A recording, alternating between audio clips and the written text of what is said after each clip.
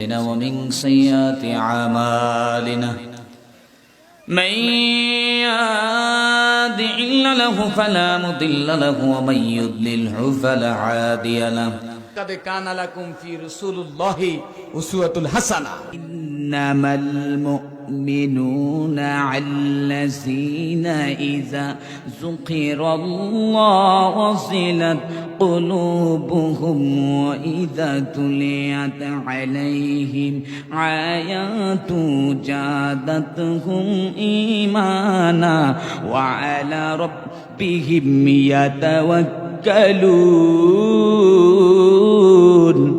إنما المؤمنون এই লোকটা সে আসলে নব্য আবু জেহেলের মতন মনে হচ্ছে, কারণ হচ্ছেন সে কোরআনুল কারীম তেলাওয়াত করে তারপরে আলোচনার মাঠে খুতবা পেশ করলেন। অসংখ্য ভুল, শত শত ভুল, তার খুতবা তো হই নাই, কোরআন আয়াতে ভুল, খুতবাতে ভুল।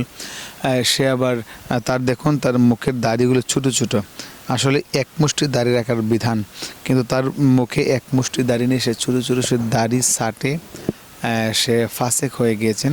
আচ্ছা, ফাসেক তো হয়েছেনি, দাড়ির কারণে সে ফাসেক হয়ে গিয়েছেন।